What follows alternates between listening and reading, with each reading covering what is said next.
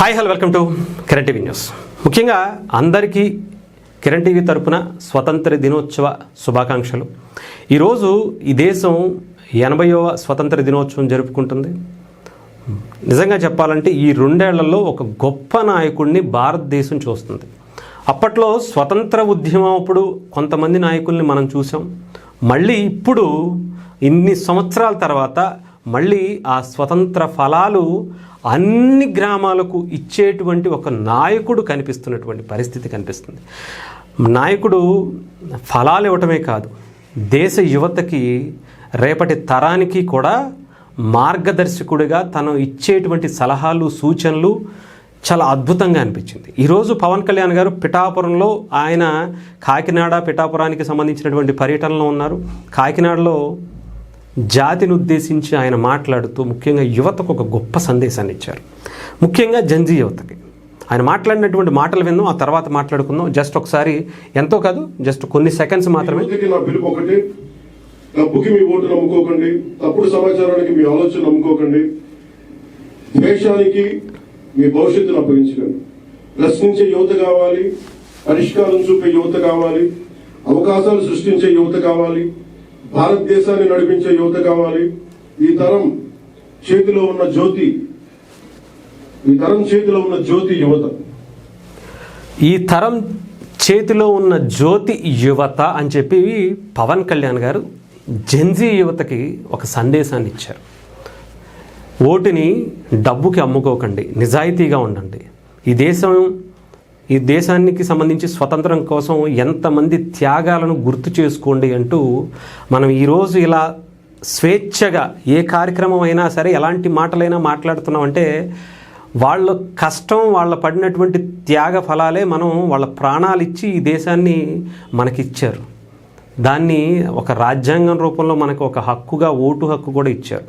దాన్ని సరైన పద్ధతిలో ఉపయోగించుకోండి, ఈ దేశాన్ని కాపాడుకోండి అని పవన్ కళ్యాణ్ గారు లాంటి వ్యక్తి ఒక సందేశాన్ని ఇచ్చారు. అంటే చాలా రకాలుగా మనం ఆగస్ట్ 15కి కావచ్చు, జనవరి 26కి కావచ్చు, చాలామంది ముఖ్యమంత్రులు, మంత్రులు, గవర్నర్లు చాలామంది చాలా సందేశాలు ఇస్తూ ఉంటారు. మంత్రులు కావచ్చు, ఎమ్మెల్యేలు కావచ్చు, వాళ్ళ సందేశాన్ని ఇస్తారు. అది ఎలా ఉంటుందంటే, మేము ఈ సంవత్సరంలో ఇన్ని కార్యక్రమాలు చేసాం, ఇన్ని అభివృద్ధి కార్యక్రమాలు చేసాం, ఇన్ని రోడ్లు వేసాం, ఇది చేసాం, అది చేసాం, మా రెగ్యులర్గా ఉండేటువంటి ఆ గవర్నమెంట్లో ఏమేం చేశారు అనేది వాళ్ళు చెప్పుకుంటూ వెళ్తారు. కానీ దేశానికి, ముఖ్యంగా యువతకి ఒక సందేశం ఇవ్వాలి. ఈ స్వతంత్రానికి సంబంధించినటువంటి విలువ రేపటి తరాలకు కూడా తెలియాలి.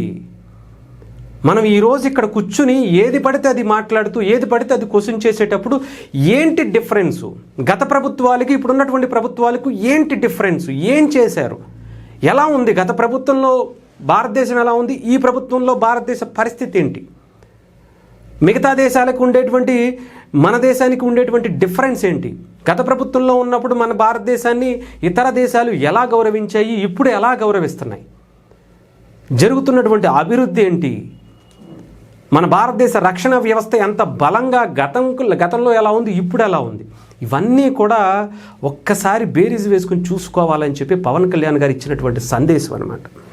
అంటే రెగ్యులర్గా అందరూ మాట్లాడేయచ్చు, మేము ఇన్ని చేసామండి, మేము మళ్ళీ వస్తే, మళ్ళీ అవకాశం ఇస్తే మళ్ళీ చేస్తాం అని చెప్తారు. కానీ దేశ యువతకి మార్గదర్శకం చేసేటువంటి ఒక వ్యక్తి కూడా కావాలి. ఎందుకంటే వాళ్ళు ఒక టీనేజ్లో అయితే ఇంకొక టీనేజ్ వయసులో ఉంటారు. ఆ వయసుకు వచ్చేటప్పటికి ఏంటంటే వాళ్ళు ఒకరి పట్ల ఒకరికి ఆకర్షితులు అయిపోతూ ఉంటారు. ఒకళ్ళు కొంచెం బాగా అగ్రెసివ్గా మాట్లాడితే వాళ్ళ వైపు వెళ్ళిపోతూ ఉంటారు. అది అబద్ధమా నిజమా అని తెలుసుకునేటువంటి పరిస్థితి ఉండదు.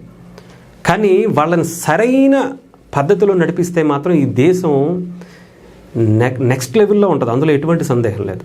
అలాంటి ఒక సందేశాన్ని పవన్ కళ్యాణ్ గారు ఇచ్చారేమో అనిపించింది. అది కూడా పిఠాపురం, కాకినాడ వేదికగా. ఈరోజు కాకినాడ వేరు, పిఠాపురం వేరు అని చెప్పాల్సిన అవసరం లేదు. పిఠాపురం కాకినాడలో కలిసిపోయిందని చెప్పాలి.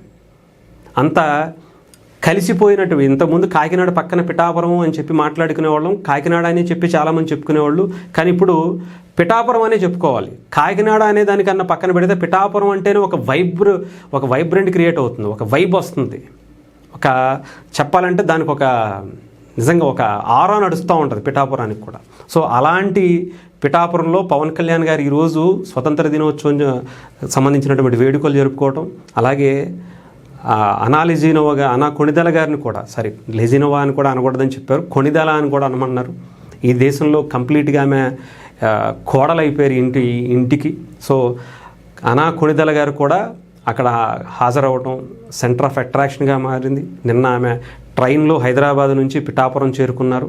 అక్కడ ఆమె చాలా గుళ్ళను సందర్శించారు. ఆ తర్వాత పవన్ కళ్యాణ్ గారితో కలిసి ఈరోజు పెరడ్ గ్రౌండ్లోకి వెళ్ళటం, అక్కడ గౌరవ వందనం స్వీకరించడం, ఇవన్నీ కూడా చూసి ఆమె చాలా హ్యాపీగా ఫీల్ అవుతున్నారు.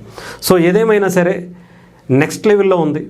ఆయన మాట్లాడినటువంటి స్పీచ్ ప్రతి యువత, అది జెన్జీ కావచ్చు, ఆల్ఫా కావచ్చు, ప్రతి ఒక్కరూ కూడా అర్థం చేసుకుంటే ఈ దేశం యొక్క ఎంత బలమైనటువంటి పునాదులు ఈ దేశానికి పడ్డాయో, దీని ఫలాలు మనం ఎంతమందికి ఎన్ని రకాలుగా అందించాలో అనేది మనకు అర్థమవుతుంది. ఇంకా ఆయన అడవితల్లి బాటలో చేసినటువంటి కార్యక్రమాల గురించి, 77 సంవత్సరాల తర్వాత ఒక పవన్ కళ్యాణ్ గారు లాంటి వ్యక్తి వస్తే కానీ గిరిజన గ్రామాలకు ఇంకా రోడ్లు కానీ, కరెంటు కానీ, నీరు కానీ ఇవ్వలేకపోయినటువంటి పరిస్థితి. అంటే స్వతంత్ర ఫలాలు ఇంకా ఇవ్వలేకపోయారు, పూర్తి స్థాయిలో వాళ్ళకి మౌలిక వసతులు కల్పించలేకపోయారు. అంటే మన భారతదేశ రాజకీయ వ్యవస్థ ఎలా ఉందో కళ్ళకు కట్టినట్టుగా మీరు ఒక్కసారి గిరిజన గ్రామాలకు వెళ్ళి వాళ్ళని అడిగితే తెలుస్తుంది.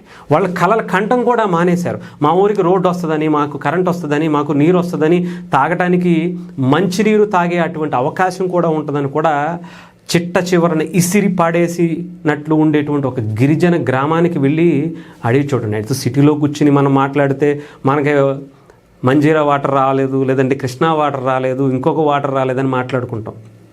కానీ ఆ చిట్ట చివరన ఎక్కడో ఒక్క చుక్క మంచినీరు దొరికితే చాలు అనుకుని సంతోషపడిపోతూ ఉంటారు చూసారా. కరెంట్ ఒక్క బల్బు అలా లైట్ వెలిగితే వాళ్ళకు వచ్చినటువంటి ఆ ఆనందం పవన్ కళ్యాణ్ గారు వస్తే కానీ తెలియలేదంటే ఆలోచించండి.